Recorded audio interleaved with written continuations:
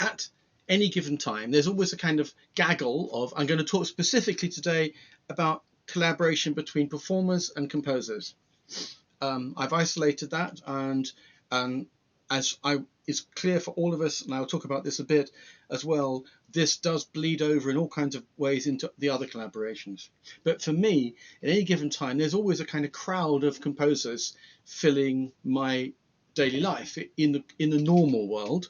They come and work with me in the room next to the hall where I'm sitting, and there's usually tea or coffee or food, or I go to their homes and there's more tea or coffee or food, or they come to rehearsal rooms, or we swap emails or Facebook messages or tweets or Skype, or we Zoom like today, work on Teams, and there are instruments and pens, and there's pencils, computer mice in hand, sound files and PDFs and films and letters. Yes, quite a few of the composers I work with, actually, especially the young ones, still use actual hard copy letters to me. And in the past, it's interesting, there's only one bit of technology which has gone completely, and that's faxes, which whizzing backwards and forwards. In fact, the fax is going to make its way into today's session a little bit. Then for me, the most important and exciting thing about collaboration is that every interaction is different, and I just want to dig a bit into that. Now, if I think about the word collaborate, and I know I'm a bit nerdy about language, in my lifetime, the tenor of that world has shifted. And one of the reasons that the use of the word collaborate and our feeling about it, it's gone from negative to positive, has changed, is because for my parents' generation, who were born during the Second World War, the word collaborate was not something, or collaboration was not a word that they were comfortable with. They didn't feel good about it. It was very negative. I promise you, if you say it to anybody in their late 70s or early 80s, they will bridle a little bit at it, particularly if they're English or French or German, whatever language you choose to use. And also fair to say that of my colleagues, not everybody shares my enthusiasm for it, and not all composers as well as all performers share it. But for me, it's something which I started loving because it was such a happy experience. But let's dig back a bit further.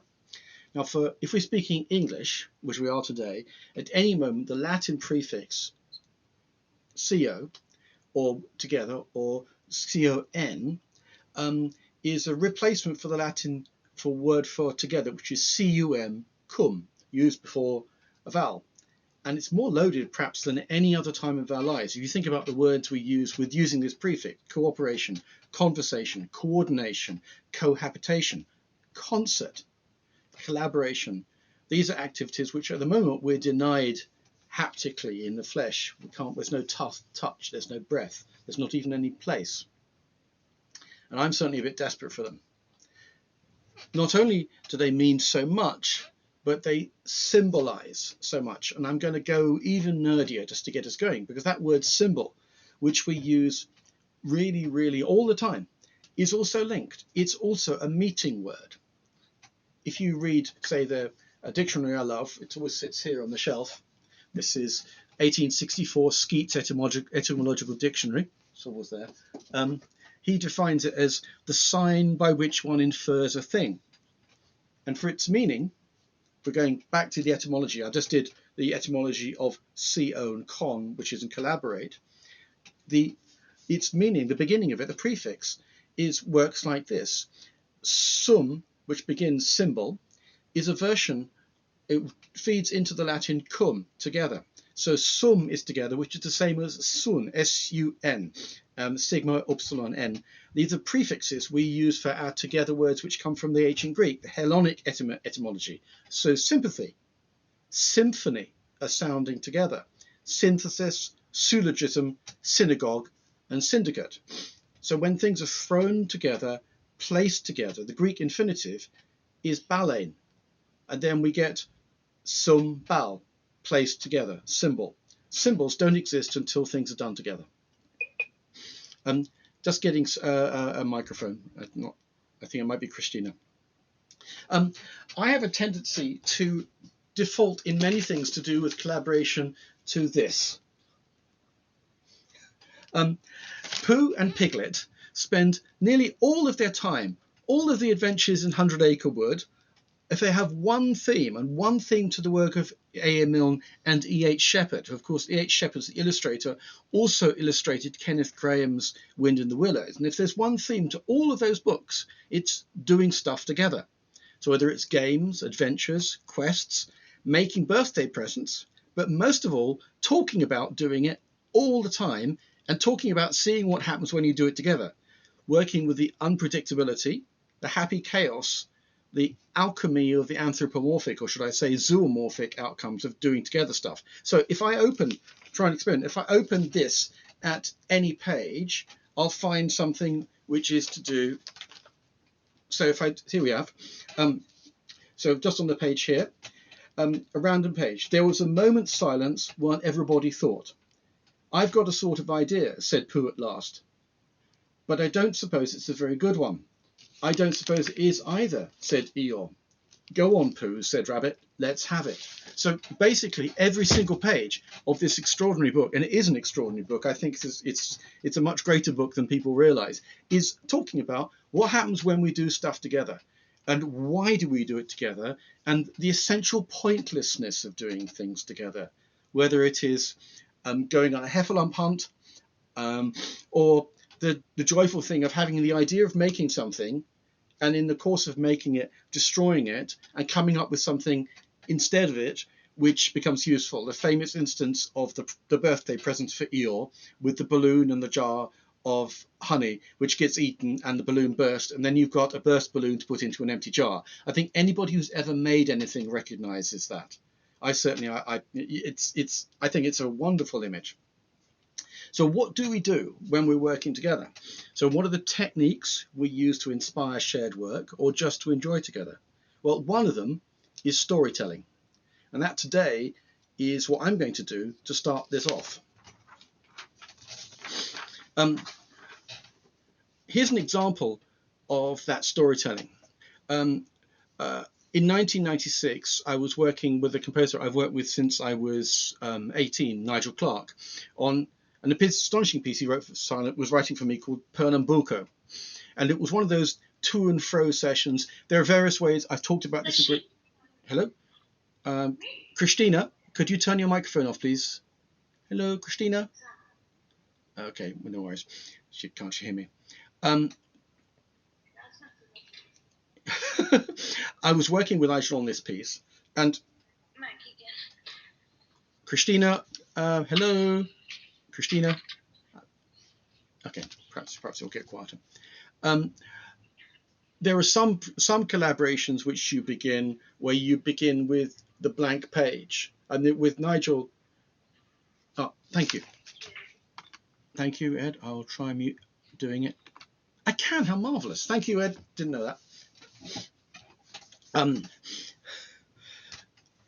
This is one of those where we began with those situations. Let's try something. So we had one of those things, and Nigel was working hard at me with some chordal stuff. And we know each other very well. We were 10 years or more into our collaboration by now, so we can be very rude to each other.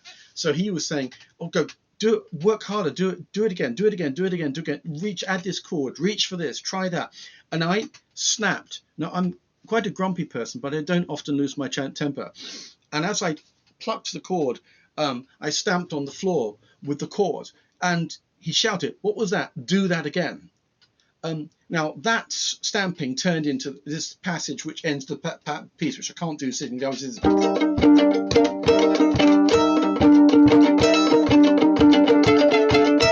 Which was stamping, which you can't hear. What I liked about the process was that the collaborative process, a little bit like Pooh and Piglet with the balloon, and me losing my temper, resulted in something which neither of us could have predicted, a technique of either rhythmic accentuation or rhythmic destabilization using stamping. If you're interested in the piece, which is a piece, I've probably performed it well over 200 times, there is a performance of it sitting in the resource page, a performance I gave in the States some years ago. So, as I said, I'm focusing on that collaboration between performers and composers. And that this does spill over into the collaboration between chamber music performer and the performer-listener collaboration. At any one moment, say for instance, the way that we listen to each other, or an audience listens to us, does also spill into the way we collaborate as composer and performer. And anybody who has seen this book, sorry, another book which is always closed, the famous Three Aesthetics in the Aesthetic of Music, which is published, used to be published by Dover, and the most exciting one in it is the Busoni Neue Aesthetic from 1912. Busoni writes a huge amount about how the experience of listening and performing and composing reach out to each other. So let me briefly kind of accentuate the negative. What am I not interested in? What do we flee from? Years ago, when I was doing my first project with the Zagreb soloists in Croatia, their bassist said to me, well, you know what happens to us normally is a composer decides, or they're commissioned to write us a piece, and a little bit before the first rehearsal, they send us a score. And then they come to our rehearsal and they sit in a hall and they make a long face. And they tell us what we're doing wrong. And we all hate each other. And then there's a concert and the audience and us and the composer wishes we'd be playing something else. Now, that is what I'm not interested in. But let's be honest, that's fairly common in the professional music world, because oddly, collaboration can have a slightly troubled relationship between between collaboration institutions. For instance, Celi Badaki had a rule that if he deigned to play a work by a living composer, the composer was, one, not allowed to speak to him directly, and two, there will be a bank of copyists sitting in the rehearsal room. And I actually saw this happen in the mid-90s, in the early 90s in Munich, who will be there to take instructions not from the composer but from the conductor as to how to change the piece while the rehearsal was going on. So that's clearly the hierarchy of that institution and that conductor caused problems. So there are some alternatives, and I don't make any apology for speaking as a string player, as a violinist. Now, the obvious thing to say is that collaboration becomes ever more interesting in the 19th century as the divide between composer and performer appeared. The rift appeared. It's marked out if you read de Berlioz's autobiography, where he notes the astonishment of concert promoters that he was a composer who conducted and not a pianist composer who played any musical instrument. But it's often presented as being a bad thing, this rift.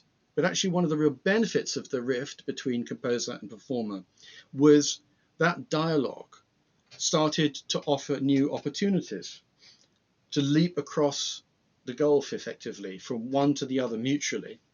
And I think it's resulted in some of the greatest art we've produced. Just in the kind of European background, if I run through some of them as a string player, again, Brahms and Joachim, Bartók, Angeli, Darani. In our century, George Kurtag and Francis Marie Uti, Stravinsky and Dushkin, Tchaikovsky and Kotek, Britten and Tony Broza, or Britten and Rostropovich, Poulenc and Jeanette Neveu, and most spectacularly, perhaps, Ravel and Helen Morange, who he wrote the two sonatas for, the one with piano and the one with cello, and which he wrote about the collaboration extensively. And those are masterpieces which flow from living meetings. So I don't make no apologize if I kind of evangelize for the importance and the possibilities of this shared work. And it's important that we, as Pooh and Piglet remind us, if we do it together. But let's begin with the greatest collaboration for me of the mid-20th century, one which I often return to, between Louis Krasner and Alban Berg. Now, some of you know this is a collaboration which changed my life, because I went to study Berg and Schoenberg with Louis Krasner, who commissioned and premiered both pieces when I was 19. So I always begin here. In your resource post, you'll find a link to part of the recording of the concerto which Louis made with the BBC Symphony Orchestra, conducted by Anton von Webern in 1936, a few weeks after the near disastrous premiere in Barcelona, which had been conducted by Hermann Scherken after Webern had run away. The story, one of the many stories which Krasner told me about working with Berg, sort of lit a blue touch paper for me for something that was always smouldering. What can happen and what happens when the workshop door is opened and the process is shared. So Krasner described the beginning of his work with Berg. So this is 1935. The concerto was finished, as we all know, just before Berg died and premiered after Berg was dead. And it's too complicated to talk about in detail, but this is the story written down in my notebook after my first lesson with Krasner, where he talked about this process. So this is him speaking, not me. So I arrived at Alban Berg's apartment in Vienna, and he showed me into his workroom. It was, as you can imagine, one of those Viennese apartments where the doors open from room to room. This very typical thing we don't have in the UK. We have a series of apartment doors which run through, so you can open the whole apartment out. And he went to the far end of the apartment, to the kitchen, and started fussing about making coffee. A voice called from the end of the apartment, "Spielen," play. So I started to play Beethoven concerto. Nein, kein Konzerte bitte. No concertos, please. So I moved on to Bach. Nein, kein Bach. Nudeln, improvisieren. Noodle, make it up. And so, I'm still quoting, so I did. Berg sat in the kitchen with his coffee, and I improvised for 3 hours. And then Berg started to bring me scraps of paper, which were clearly related to my improvising. He put them on the music stand, and I tried to play them. And when I didn't get them right first time, he was convinced that this was his fault and would try and tear them up and throw them away. I was horrified. You can't throw that away. That's Alban Berg. And Krasner said people already had the sense, even then in the 1930s, that Berg was a living Mozart. And the idea that anybody would be allowed to tear up Berg's music, even Berg, was completely astonishing to him. But two things had to happen here. Berg had to accept that he might need to wait 5 minutes before Krasner to be able to get his hands around a figure. And Krasner needed to de-romanticize his notion of the composer's output. I think we might all recognize this. It's a curious anomaly of the friendliness of the collaborative and non-competitive working method. It is possible for the composer to be too accepting, or to accept that just because a passage is physically challenging does not mean, therefore, that it is not good or not doable. Now, I find that's a different negotiation with each composer, and often reflects on how they think about their music while they're writing it. I was thinking about what kind of passage they might have ended up with, and think about what are the things which a composer gets from a performer while they're improvising.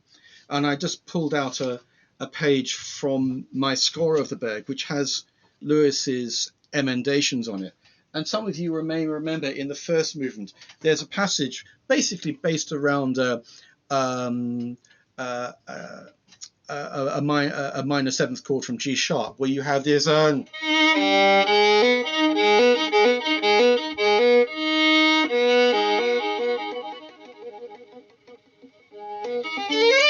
this stuff.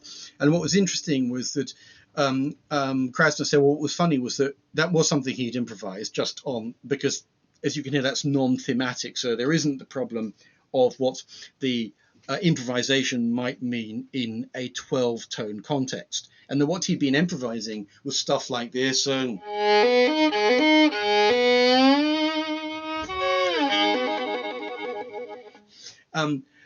So what I found very useful, and he marked it in the score, was that, of course, scores have a tendency not necessarily to document certain improvisational gestures.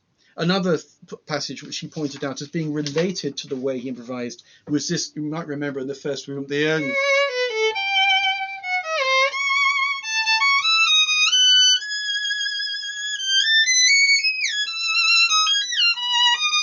this material, and I wanted to just point that out, which is that sometimes what makes and this is where there's a big difference, let's be honest, between, say, solo and chamber music on the one side and 99.9% of orchestral music, which is that we expect that a soloist or a chamber musician is going to expect to put X number of technical hours in before they can render something. It is part of the process.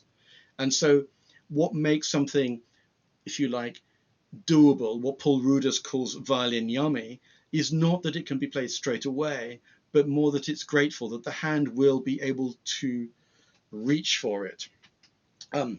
So the question is always going to be, how much does any given composer want the player or collaborator to have an impact on the actual material being produced?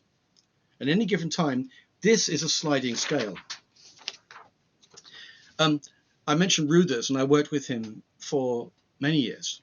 And I want to give an observation of what happens when this is not quite what you'd expect. So if I go to see him in Denmark, I take the train south of Copenhagen. He has a lovely little cottage in the countryside, and we, as I mentioned earlier, that if it's Denmark, so it'll be coffee and cake. And usually his dogs end up eating most of the cake. But what's really fascinating is that Ruders has made it impossible for anybody to work in his workspace. You probably know he's very, very tall, and he composes in a tiny shed in the garden. And the only thing which will fit into the shed apart from the upright piano is him. There's no way anybody else could get into the shed and shut the door with him, let alone play the violin. So that means that the working space is not his working space. His working space is discrete, it is shut off. And it's also, his collaborative method is, I don't want to say it's unique, because I did experience the same for a number of years with Peter Maxwell Davies up to his death, which is that Ruders will send me not sketches of the piece, but he sends me sketch exercises, which are sketched models of stuff he might want to try, which he then asks me to make technical solutions for.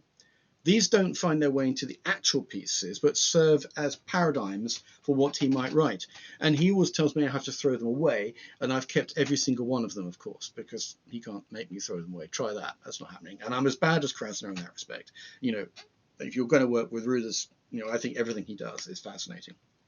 But as I'm going to really overbeat this particular thing, every performer-composer relationship involves different degrees of mutual interference.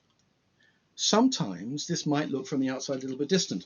I was really lucky to work with John McCabe for many years on new works, older works, and works by other composers, particularly on works by his teacher, Alan Rawsthorne, which was really fascinating. He actually made me play Rawsthorne's works and made me record his work when I wasn't playing it at all. Now, John was famous for being an extraordinarily fluent composer. He once composed a symphony in the stands over the 5 days of a test match. This was actually reported in the national press. And this eloquence was matched with, anybody who knows the music, incredible craft and rigor in the writing. There was never a composer who was more disciplined about what they wrote, every note that they wrote, than John. But the workshop door, in many ways that's what we're talking about today, is the workshop door, opening it. The workshop door was always firmly closed, and we joked about this. So collaboration for John was in conversations around his music, about other music, literature and art, and only once in rehearsals for the last work of his that I premiered, which was a quintet, I did find a way in. So John liked using a lot of kind of layers of very fast material, often down. But the difference from most other composers is when he wrote cloud material like that with 2 or 3 instruments, there will be very strict maths involved. So you might, for instance, have one violin with a figure of a group of 4 like that, which was repeated maybe 20 times, and you might have somebody with a group of the second violin running 5s underneath it, and used isometric techniques. In fact, used quite a lot of techniques which are more familiar from minimal music, whilst never writing any minimal music himself. Anyway, so in a rehearsal, I found that the maths in one of these isometric figures was wrong, and there was one hemi-demi-semigraver missing from the violin part in the middle of a kind of explosion of stuff. And I pointed it out, and he was very northern and quite kind of dour. And there was a long silence and a raised eyebrow, and he said, "Oh, you got me." And then there was laughter. But that was all that was ever going to happen. There was a really important point here, which is that part of the collaborative process is we do need to tug at the edges of things. We are humans, and we do need to feel the sense that we can find our way in. So, an observation, or about observation. I believe that the more that we observe and carefully observe our interactions in collaboration, the better place we are to understand what's going on when we scrutinize the often sketchily recorded reports of collaborations in the past. Why is that important? Well, I think that in case of many works, we do need to have a grip of the circumstances of their creation, and I'm going to use this word, terrible word, co-creation, in order to better understand what to do with the scores. And what I just showed you with that bit from the Berg would be an example of that. I wouldn't have had the idea, wouldn't dared to do what was originally done unless it was pointed out to me how it had emerged.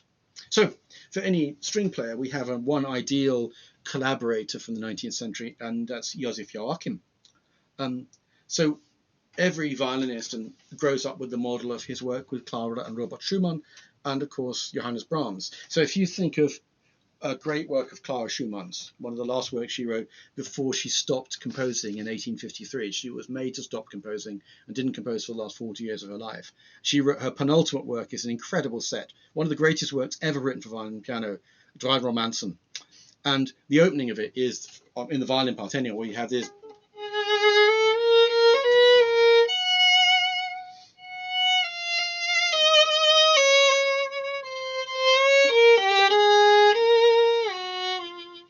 And this, I'm working from a copy of the first edition here. And if you look carefully enough, you'll see that there are some fingerings written in, and the fingerings are these.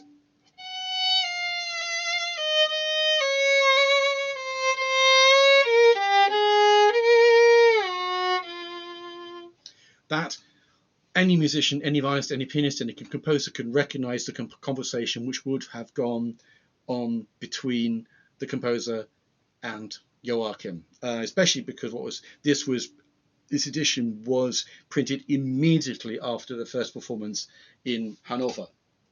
But I want to draw attention to another small facet of Joachim's work. One of the most interesting aspects of his work over the long term, and I think anybody who's collaborated will recognize this, is that the collaborations changed, and we need to observe that change in the outcomes and the results to understand the pieces better, and maybe to understand ourselves better. So for instance, if you take his collaboration with Brahms, it goes from being very, very subservient, Brahms being subservient to him, through to him telling Brahms how to do things. If you go from Joachim's rewriting of the chamber serenade, or Joachim rewriting it as an orchestral piece, the Opus 1, all the way through to the last string quintet, where Brahms absolutely refused Joachim's suggestion about dynamics at the beginning, towards the end of Brahms's life. So here's an example from the middle. For years, I was a little confused about something very simple. This is in the Opus 78 Sonata for piano and violin from the first movement. This is this piece.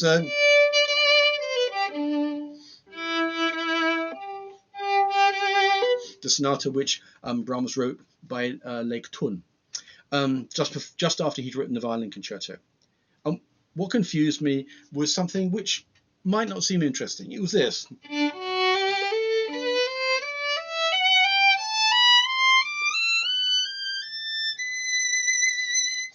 And I couldn't work out what to do with it until I saw the manuscript, and I saw what Joachim had taken out.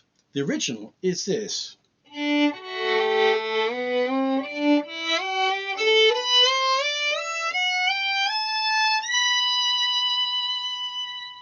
Originally it begins with a fourth and then sixth and then said.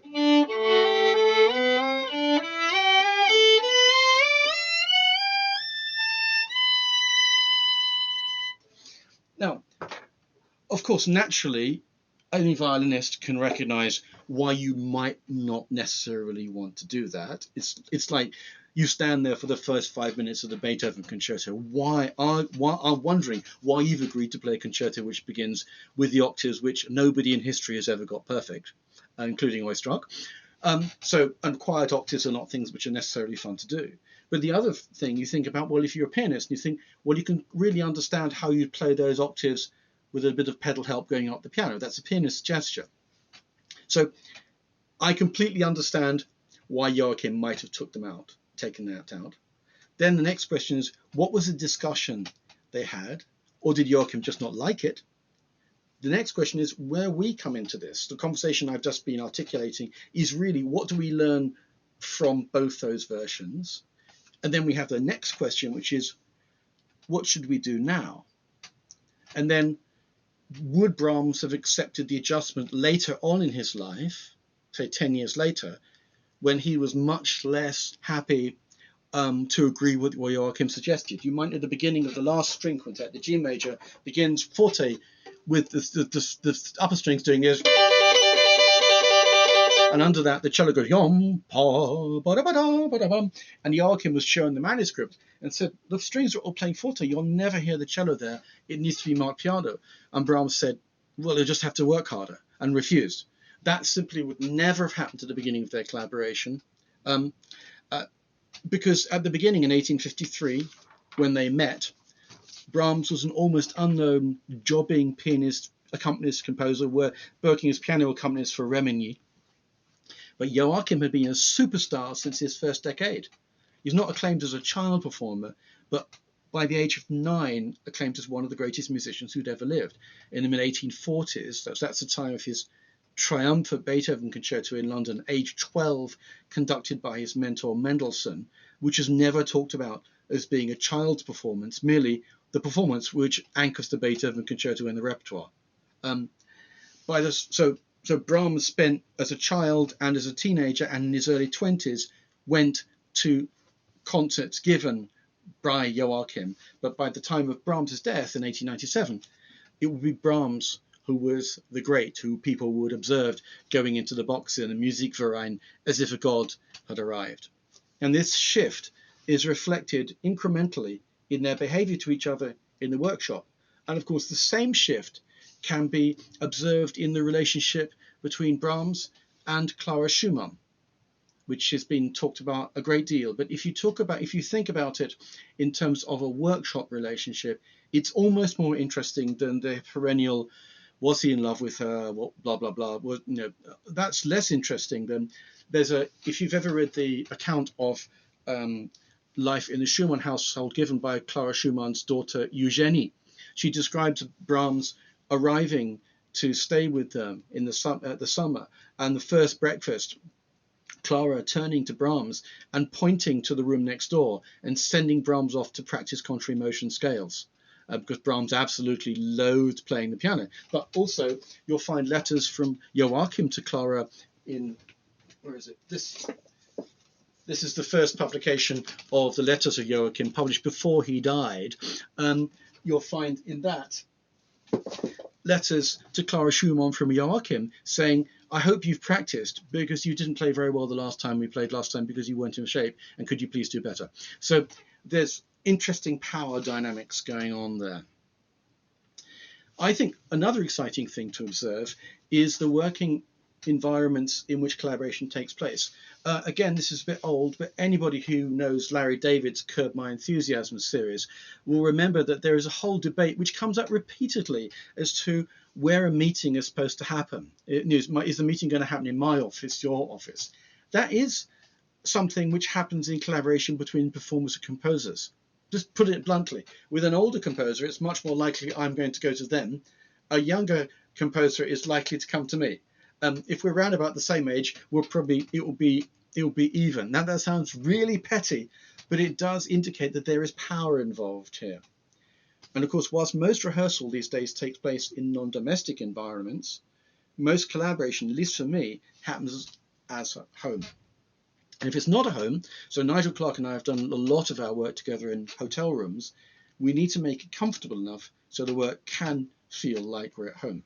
So here's another Joachim story, which I really love, a really extraordinary collaboration.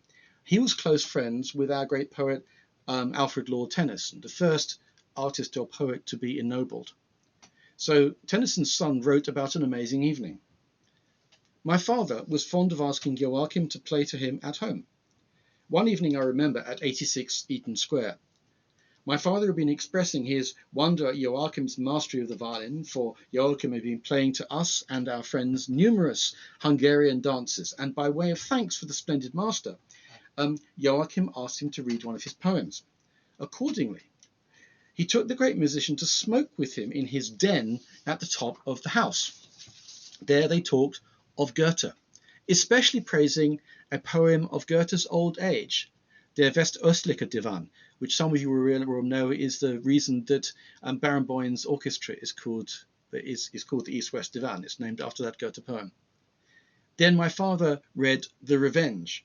On reaching the line, and the sun went down, the stars came out, far over the summer sea, he asked Joachim, will you do that on your violin, the peace of nature and the thunder of battle? Soon there was no more reading or playing, however, for he suddenly turned round to me, saying, I must not read, we must not play any more, or we will wake up the cook, who is sleeping next door, because, of course, the servants' quarters were up in the top of the house. I think I certainly, and most of us, would have enjoyed being on the flies on the wall of that meeting. And it was not the only time the two met. Tennyson had a framed picture of the violinist on the wall of his house on the Isle of Wight, that's Farringford, taken by their mutual friend, the great Julia Margaret Cameron. And if you go to Farringford, you'll find the house is still there. Now, around about the time that I was beginning work with Krasner, I was also starting to work with Henze. This began around meeting, around work on effectively his fourth violin concerto. Is a piece called Il Vitellino Raddoppiato. But our actual work together, the really close work, didn't begin with the violin, but with pencil in hand. For various reasons, I abruptly found myself working. I was a second-year student at the Academy, working as his assistant for a new version of his huge reworking of Monteverdi, Il Ritorno di Ulysses.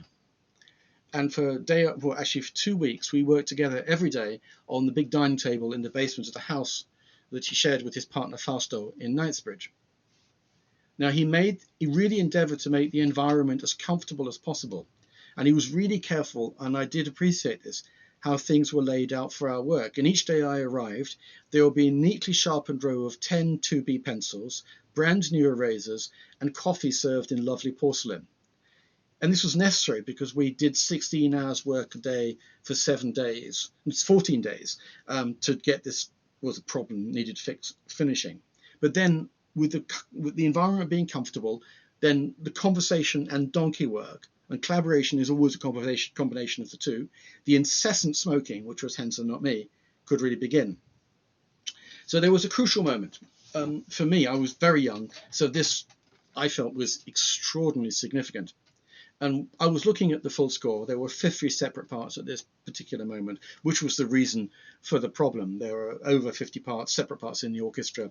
And as he delightfully put it when he asked me to do the project, Schott and company had, quote, fucked up. So there were an average of 40 mistakes in every single part, which took time to find and fix. So looking at the score, I noticed that there was a horn melody which seemed to be missing. And I pointed it out.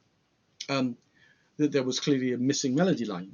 And he said, well, what do you think it should be? And I hesitantly sang, write it in. Now, I have to say that nothing had ever been more exciting. And this was a glimpse of what I value so much about working composers, the sense that a piece of music is a shared endeavor, that when there's trust, and each side needs to be free to tread on each other's land, as it were.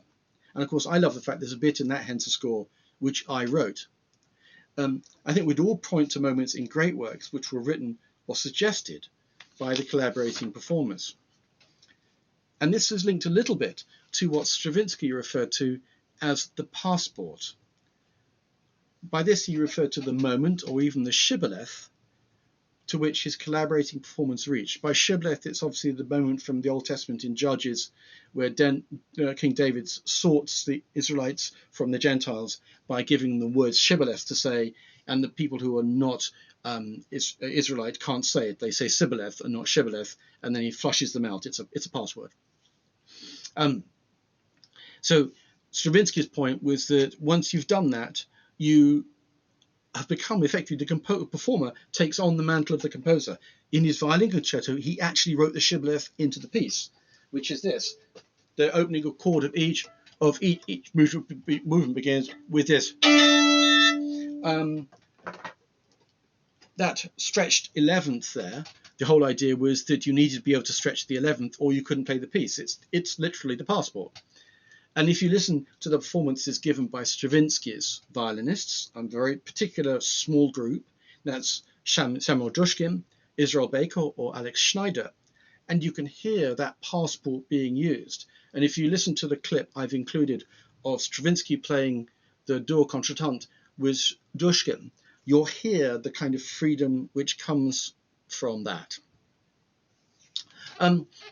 It's effectively the freedom that means that the amount of discussion which will go on between performer and composer will lessen, because in the long run, both sides need to get to something slightly more than that.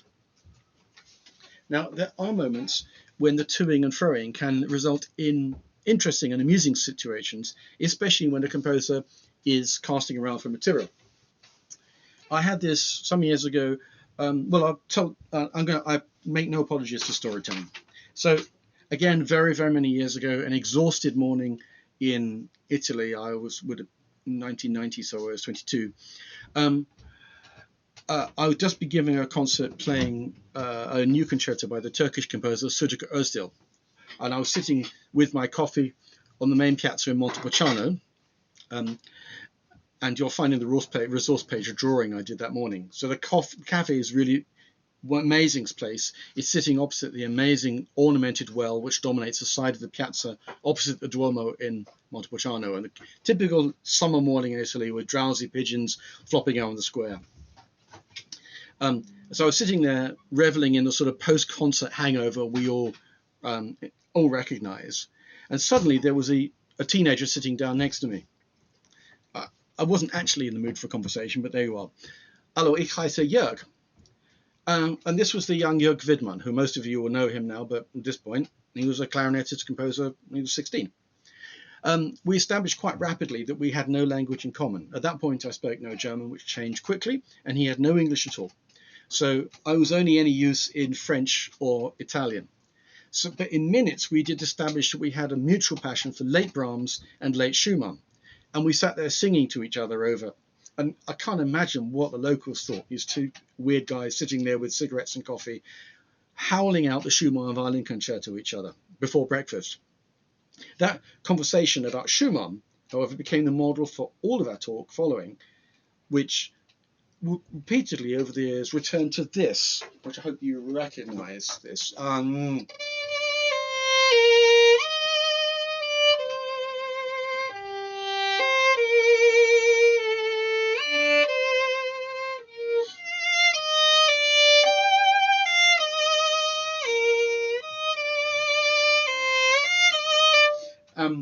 Jörg pointed out to me, not so successfully in that first meeting, but later, that the theme of this movement, which is a kind of strange news from another star, is also the theme of Schumann's 1854 Geistervariationen, which was the music of the angels which Schumann said he saw round his bed in his sort of madness.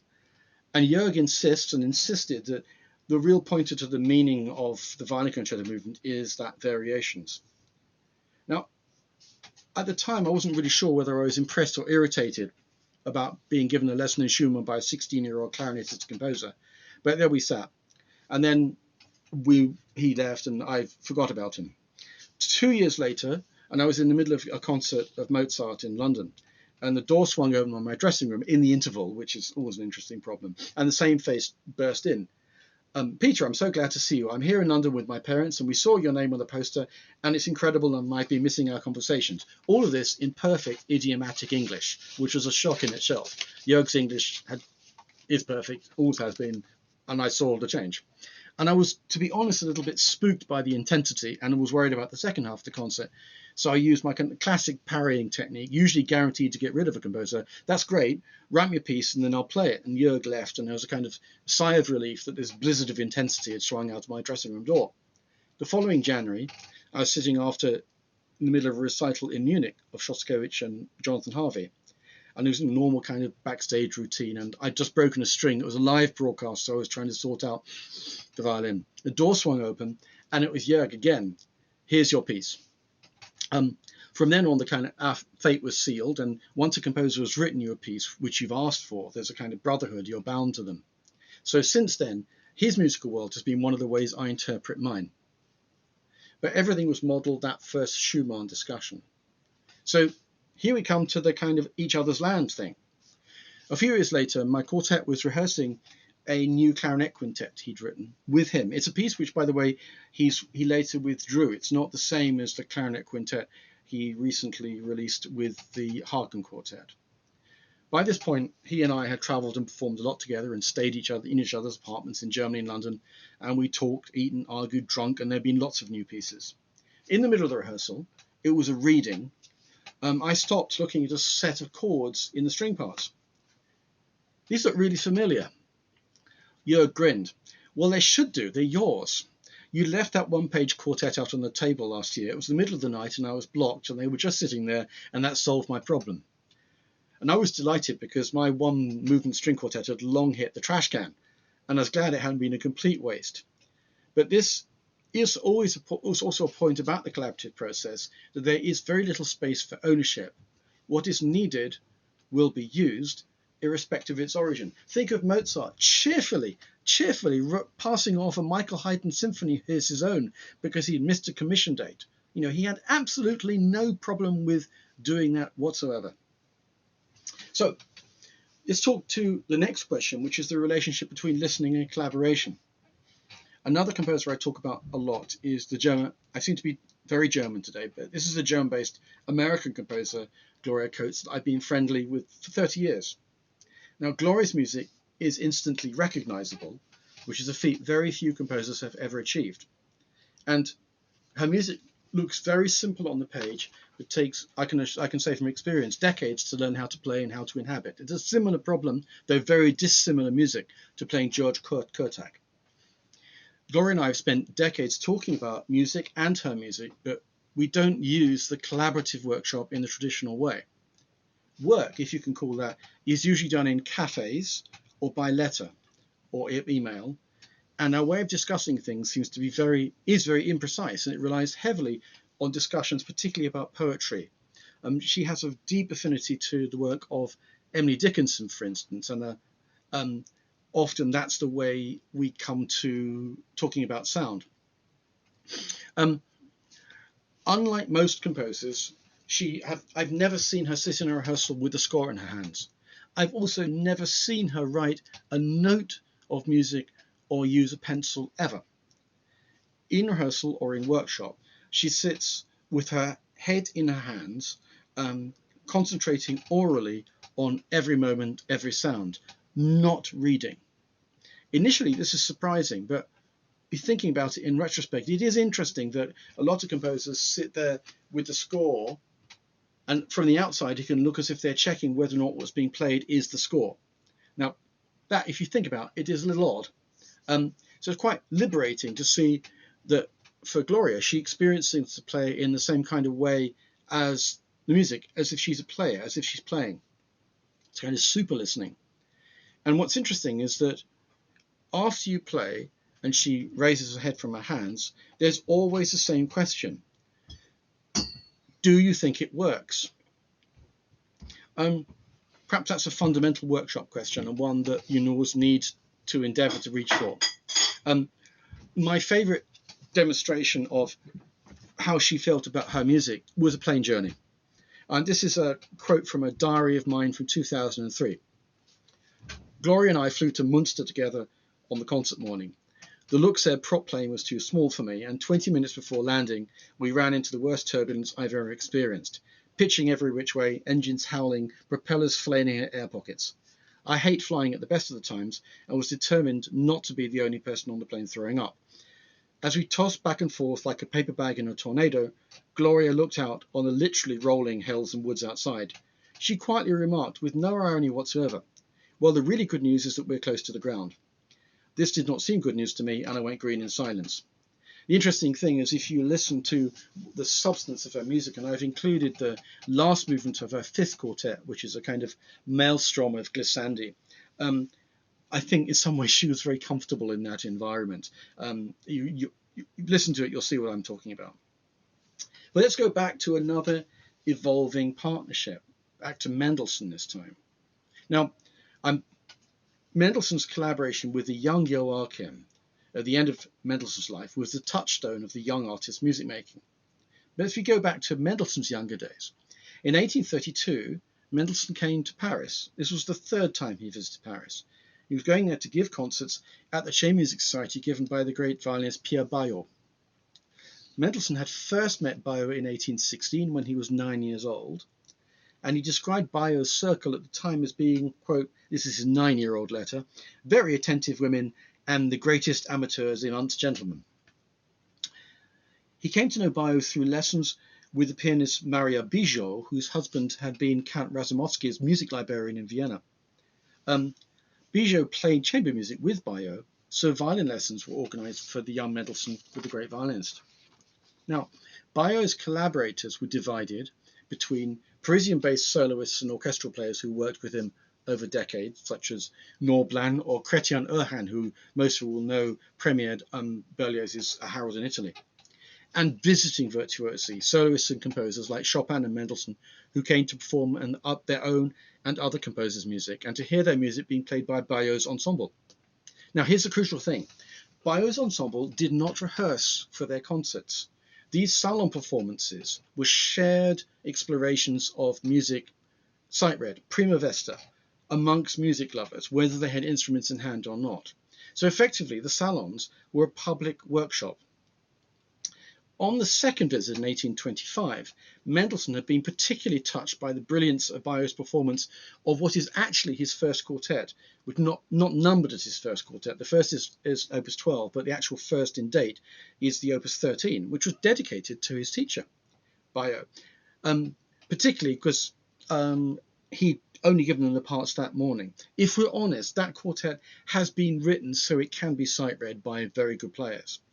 And here's something of the kind of the idea which I really love, the sly nod to somebody. The last movement and the whole piece is a homage to late Beethoven quartets, of which Mendelssohn was being sent samizdat copies from Vienna. And this is sly nod, which is the last movement begins with a kind of outburst, which is, some of you know, in Opus 132, there's a big recitative where the orchestra plays, not the orchestra, the quartet plays tremolo, and the first violin comes in with, which is recitative. And the last movement of Mendelssohn's quartet begins with a homage to that, with a quartet playing, and the first violin plays,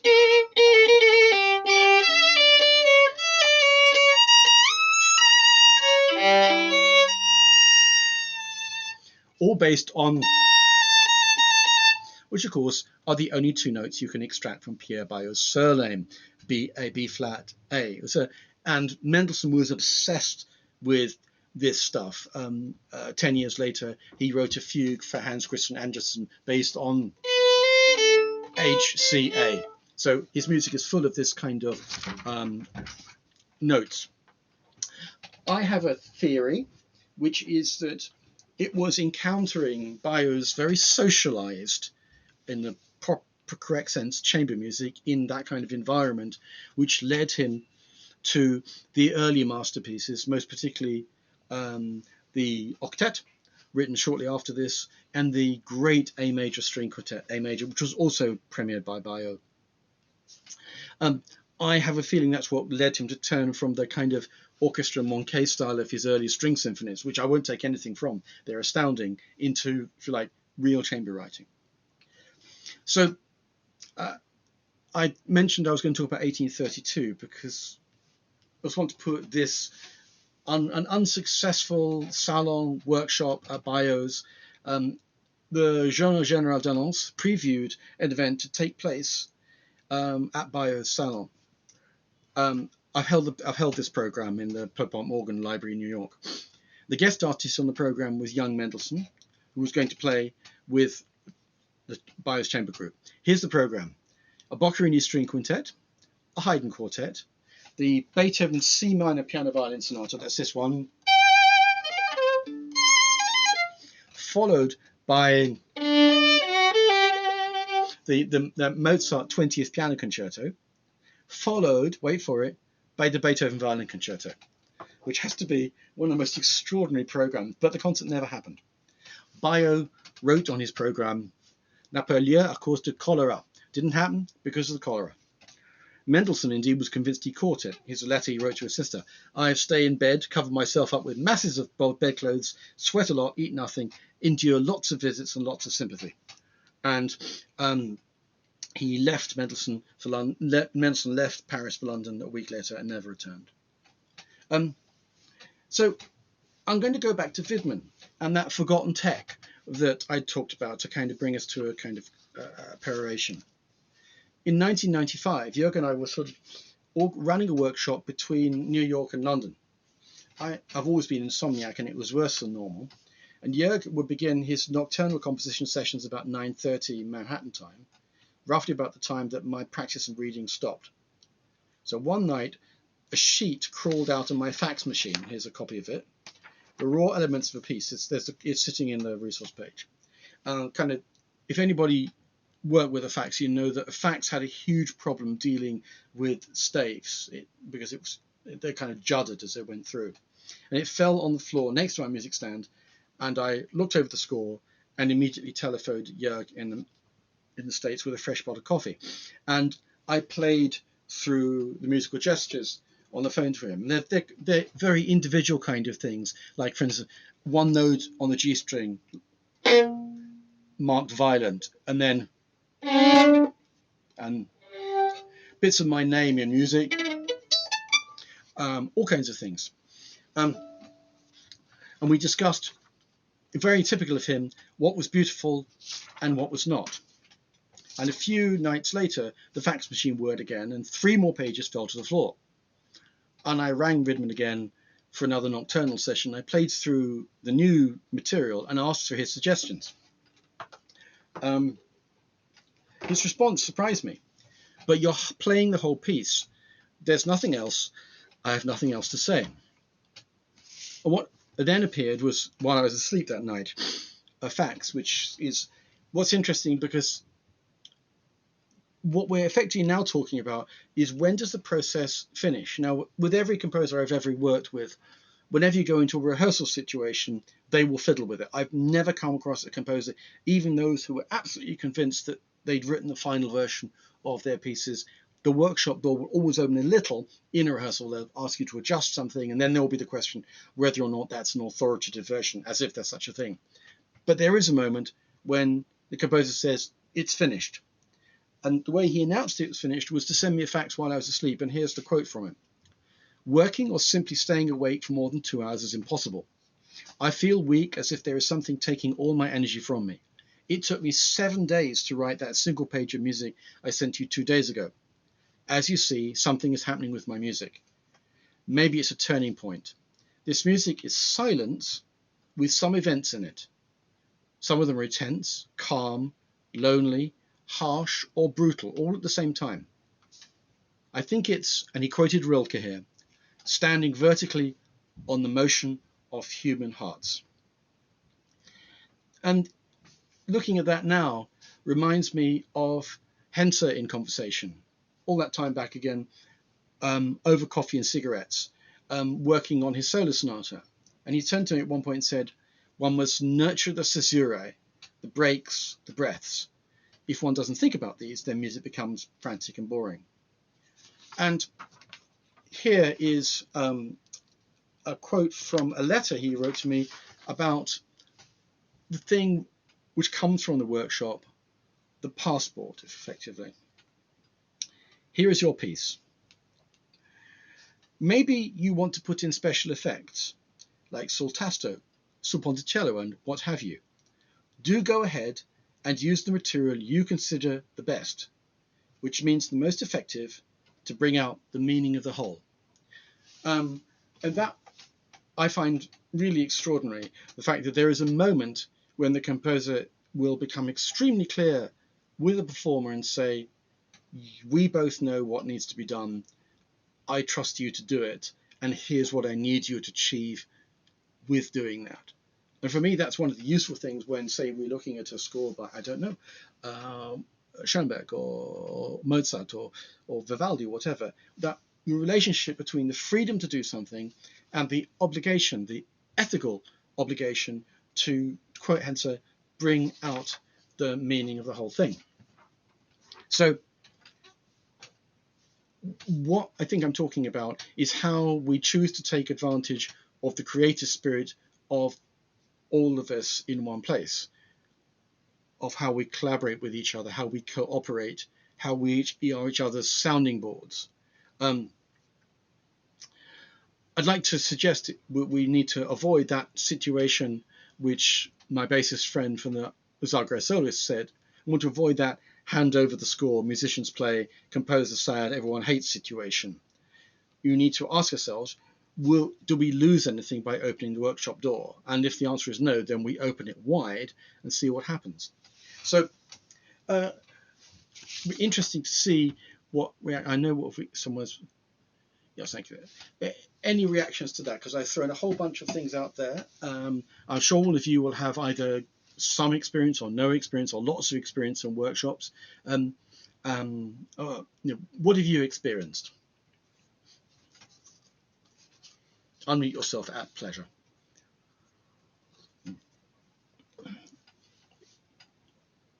Everyone's gone quiet. Oh dear.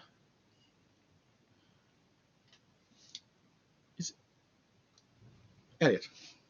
Yeah, hi Peter. From the sort of composer's view of it, I don't know whether it's just sort of my bad luck with some of the collaborations that I've done, but I thought it was interesting what you were saying about that sort of the sort of blurring that can come about when you're collaborating with a performer, and there becomes this very fuzzy definition of what the musical text is. Yep. And I've worked with some performers who actually get quite frustrated that there isn't this one definitive version. Mm-hmm. They'd much rather it be the sort of the way that they engage with every other bit of music, which is the composer's dead, so there's not really much of an argument to be had, or if there is, it's for musicologists to have. Mm-hmm. How does that sort of fit into? Is that just something that you reject outright in your working process, or is it, is it that it's just that there are just all sorts of texts that you at any one time might be able to have access to when it comes to a piece? Well, some of you will know there's one of the essays in Umberto Eco's How to Travel with a Salmon is about map making, and he writes about the idea that somebody commissioned a map of a city at a scale of 1 to 1. Which meant the map was the same size as the city and had to be made so all the buildings in the city, like a Christo, would fit inside it. And I think, effectively, to inhabit something fully, you need to inhabit completely freely, which means the ultimate constraint is the same as the ultimate freedom. But that means that the performer needs to feel they are obligated to be totally faithful to everything, which then means asking themselves the question, what being faithful actually is. So, for instance, if you were to burrow into something very particular, that bit of Clara Schumann I played, the notes on the page are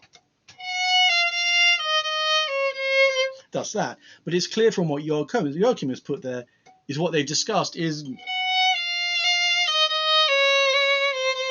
which is that there is no, in the 19th century, there was no way of graphically notating that, but there was a way of giving an instruction which indicated what was supposed to happen. So in that particular, the score itself does not fully represent what should sound, but gives you if you like, an instruction of something to do, which will result in something if you take it seriously. So I don't think that's a contradiction, but of course it does demand that everybody is totally engaged with music making as they do it. And I think that's probably what you're maybe talking about. Nina, were you wanting to say something? Your camera's come on, so I have a feeling you do. Yes, hi. Hi. I have sort of the opposite question, which is, so you talk a lot about sort of the passports, and been doing a lot of historical performance. Yeah. And the passports are things like the classical rhetorical education of the 1700s and 1600s and things like that.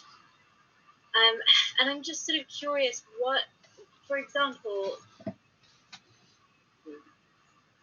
what would you say? It seems like the passports are very individual. Mm-hmm.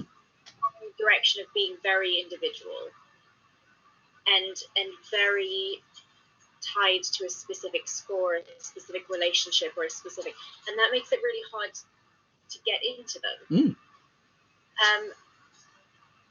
Because I can't possibly, we have to sort of do an interpretational sort of mind game with someone's personality from a different time, and then when it comes to, I guess I guess I don't have a proper question. No, you're actually making my argument for me.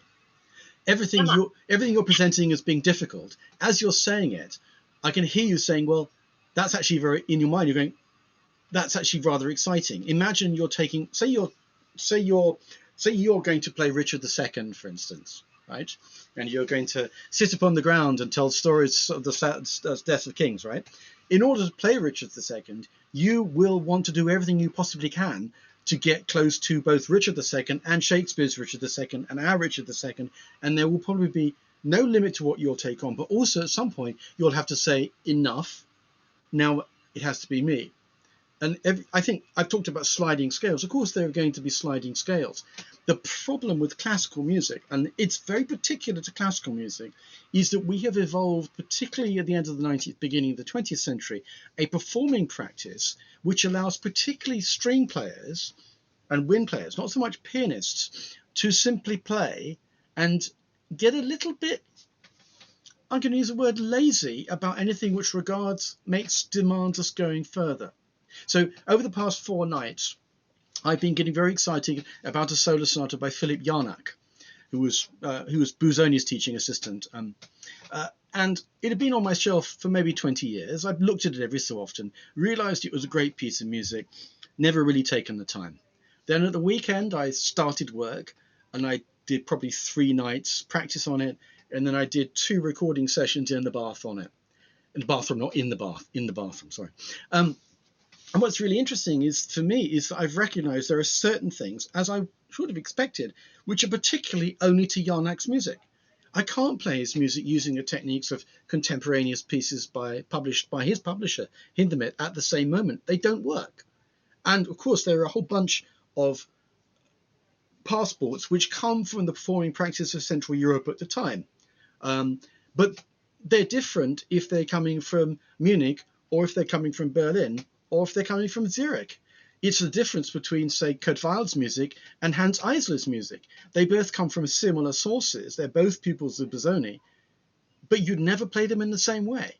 And then if you were to pull Paul Dessau into that, who's also from the same source, that's something else. Well, for me, that's quite similar to, say, the difference between the stylistic and the aesthetic differences between 2 friends, such as Bach and Telemann, even when they're writing music at the same time and sending music to each other, or say Pissendel and Telemann was publishing some of Pissendel's music, but we all endeavour as hard as we possibly can to work out what the various pictures, sound pictures, timbre pictures, personal pictures, should be. The main reason I would say, as an older person, for doing it the hard way, is then it can be a lifetime fascination, as opposed to the situation you get with some musicians who get to my age and decide they've had enough music, there's nothing else for them, and they're going to retire. I mean, which always astonishes me, because, even with the basic repertoire, I'm nowhere close to having done enough work on it.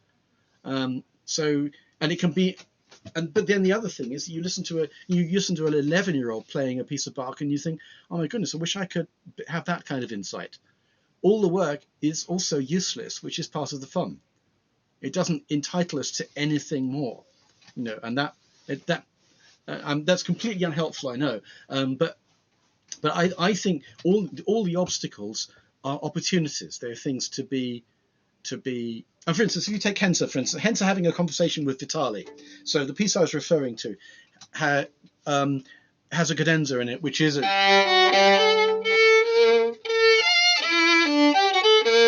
now.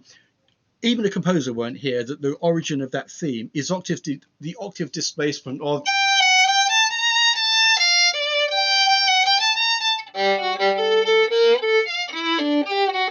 Now, that in itself is brilliant. But what's interesting is that when you work enough with him, you find that Henze wanted his leading notes like a an informed rock musician wanted them flat and minor thirds high. That there was effectively a personal gamut, which was like the way his inner ear worked. And once you'd seen whether or not he looked sad or happy while you were doing things, then you got it.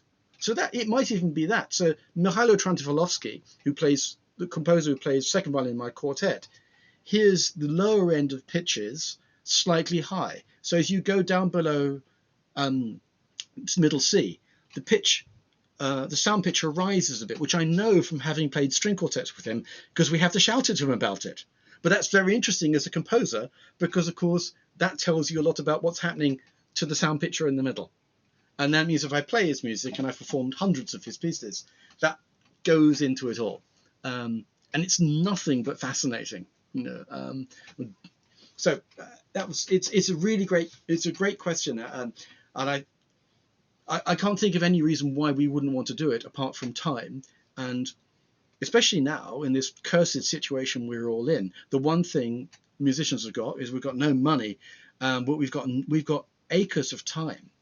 If I've said this before, but over the past year I did this thing of going through my shelves to work on pieces I'd neglected and make these YouTube films of them. I've made 240 films so far, and I have not caught up with the pieces I'd neglected yet.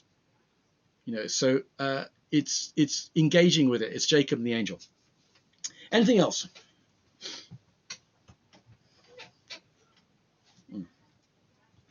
Because that was really fascinating.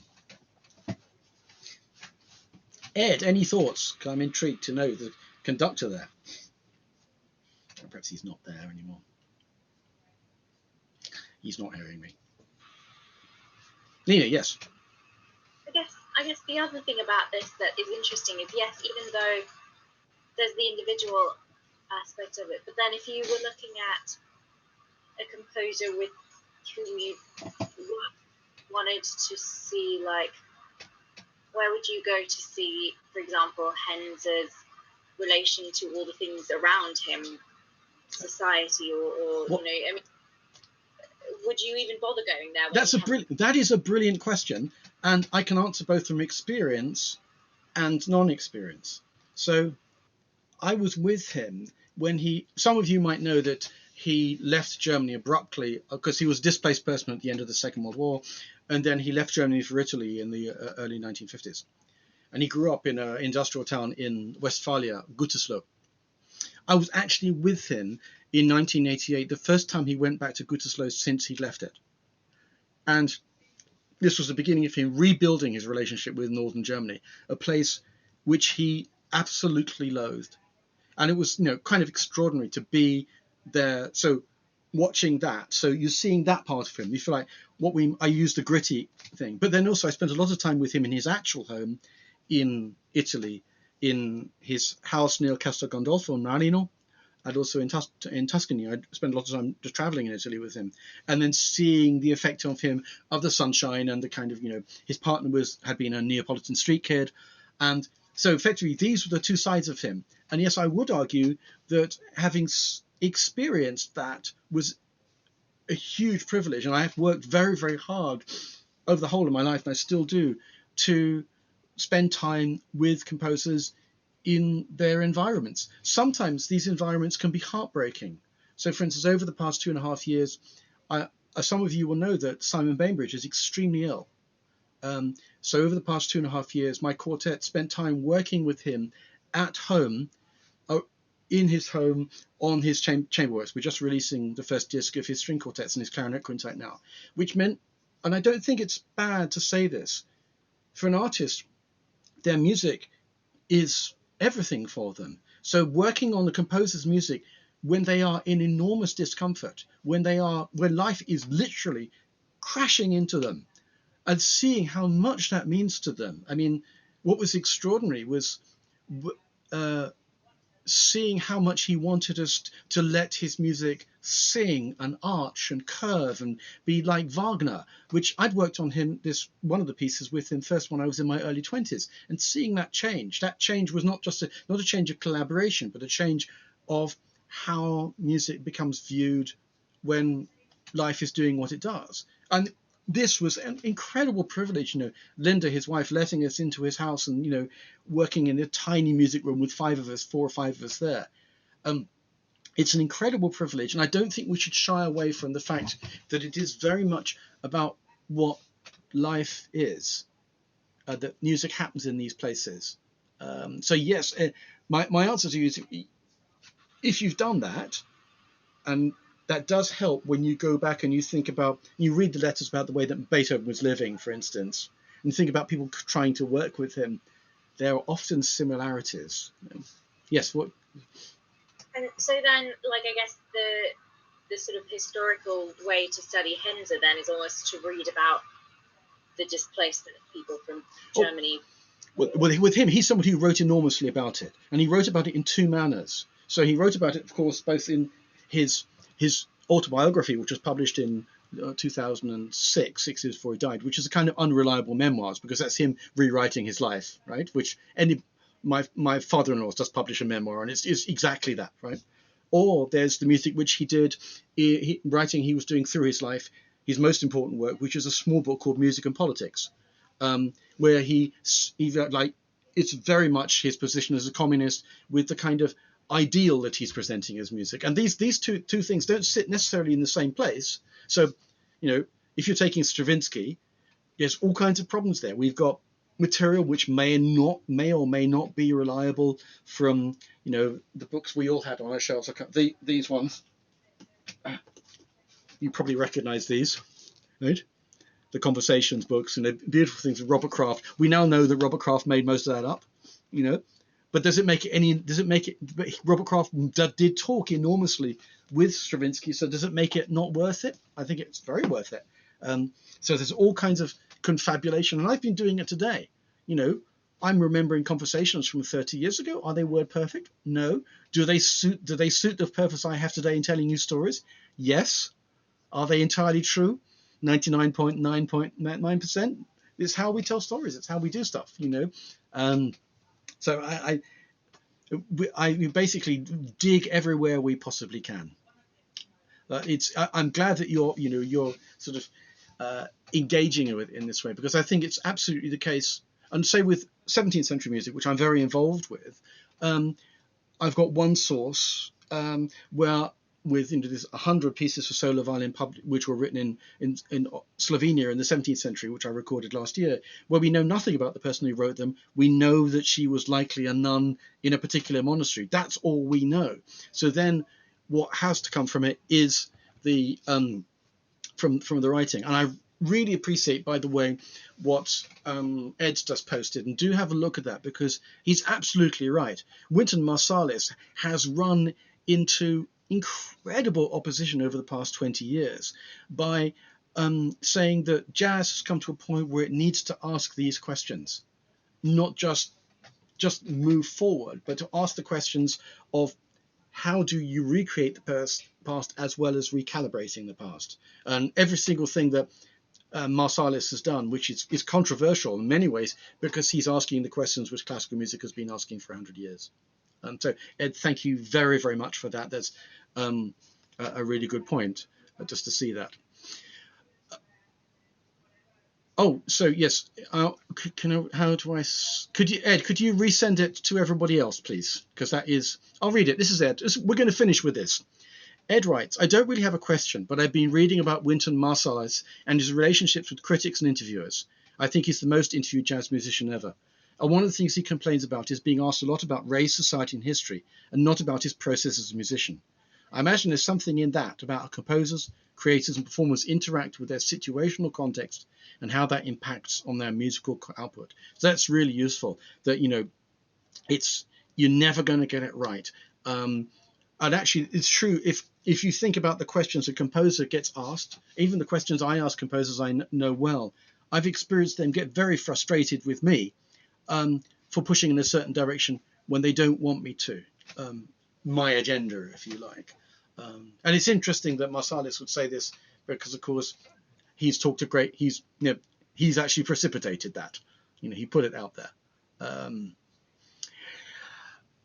Okay, I actually have to move off now. if you do have a chance to go through some of the, if you listen to only one thing in the resource page, listen to Stravinsky and Dushkin playing a duo concertante. Dushkin, who interestingly was a pupil of Fritz Kreisler, is one of those musicians, along with people like Louis Krasner, whose idea of the violin is so particular, and that they're playing together is I'm going to use the word, the ideal for me of what a composer and a performer can do together. So it's 5 minutes. It will make your life better, I promise. So I'll see you all in a couple of weeks. Anybody have any more questions, write them to me, and as you know, I will answer. Right? So thanks very much. See you all soon.